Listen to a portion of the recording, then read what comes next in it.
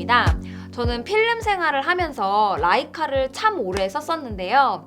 회사를 다니면서는 시간이 없었고 유튜브를 시작하면서는 영상 위주로 촬영을 하다 보니까 자연스럽게 좀 익숙했던 라이카 M과 멀어졌어요. 중간에 Q 시리즈도 몇 번 사용을 하긴 했었는데 영상은 어쩔 수 없이 소니더라고요. 진짜 FX6가 최고예요. FX6도 리뷰해야 되는데.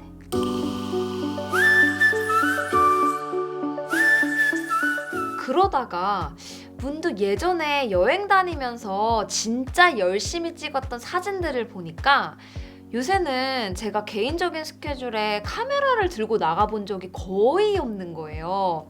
물론 스마트폰이 기록하기에는 훌륭하기는 해도 고심해서 한 컷 한 컷 찍어 내려갔었던 예전의 사진 생활을 생각을 해보면 지금이 카메라 개수는 훨씬 더 많아졌지만 그때 느꼈던 그 재미는 더 커지지 않았더라고요. 그런데 똑같이 시간이 한참 지나서 오늘처럼 예전에 찍은 사진들을 보면 좋겠는데 이상하게 스마트폰으로 찍은 사진들은 그냥 인스타에 업로드를 해버리면 좀 흘러가 버리는 경우가 많더라고요.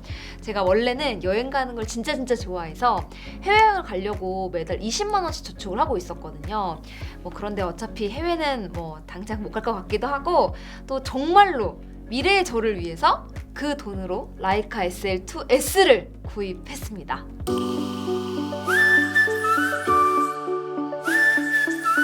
라이카 하면 아마도 M을 먼저 떠올리게 되죠.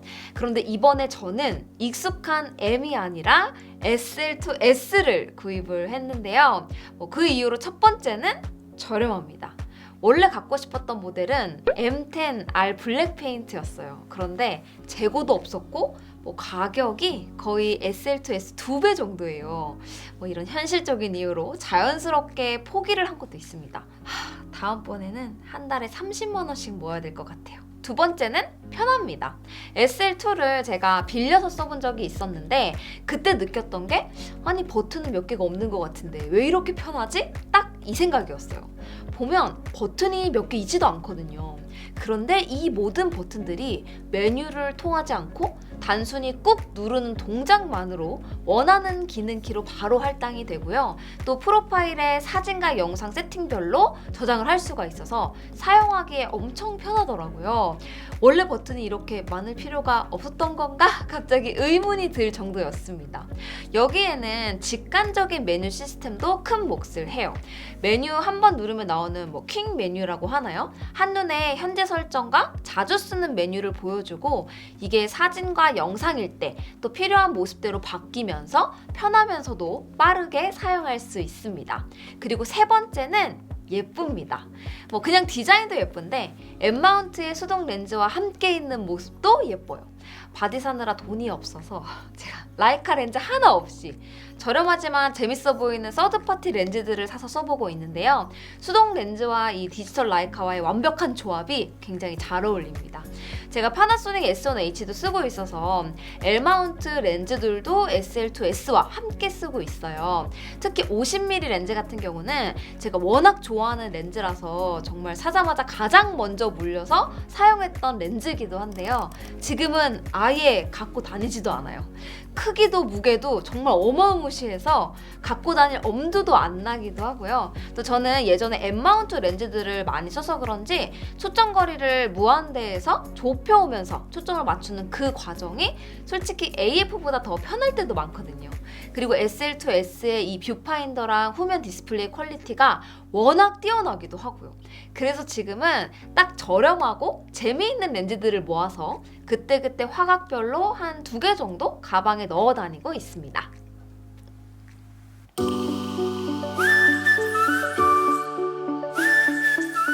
콘탁스 G45 렌즈를 M마운트로 개조한 렌즈, 그리고 TT 아티산이라고 좀 저렴하면서 나름 성능이 괜찮은 렌즈를 만드는 브랜드가 있는데 여기서 출시한 50mm f0.95 렌즈, 그리고 35mm f1.4 렌즈, 이렇게 3개를 자주 가지고 다니고 있습니다.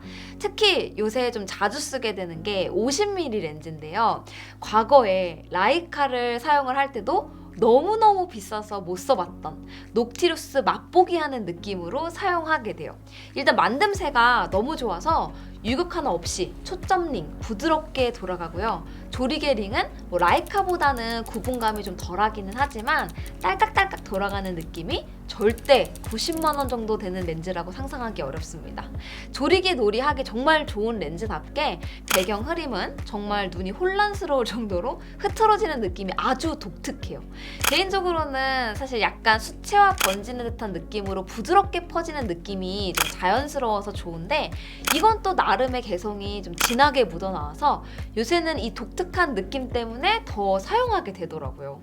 처음에는 너무 무겁지 않을까? 그게 걱정이 많았었는데 완전 기우였어요. 파나소닉 50mm 렌즈를 쓰다가 이걸 쓰니까 이렇게 가벼울 수가 없습니다. 그동안 무거운 카메라와 렌즈들을 열심히 들고 다닌 보람이 있네요.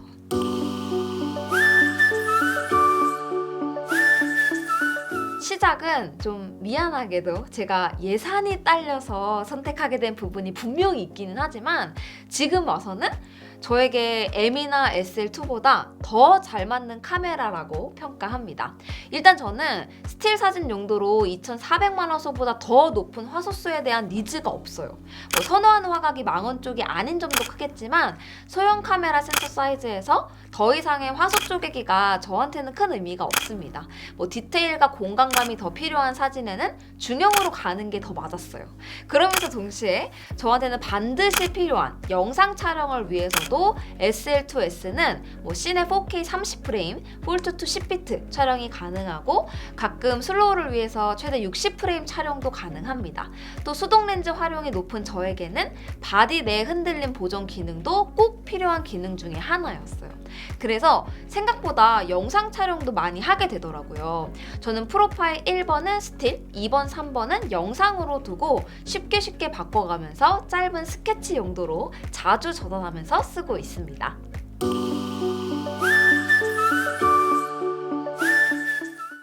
SL2S의 경우는 아무래도 사진 용도뿐만 아니라 영상 촬영 목적으로도 좀 많이 쓰게 되기 때문에 후면 스크린이 고정인 게 좀 불편할 때가 있어요.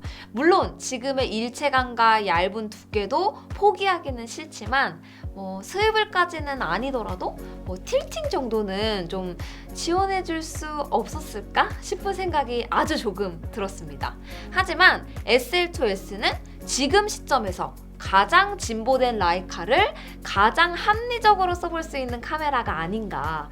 라이카에서 합리적이라고 말할 수 있게 되는 날이 올 줄은 몰랐는데 저로서는 덕분에 아주 즐겁고 신나게 사진 생활을 하고 있습니다.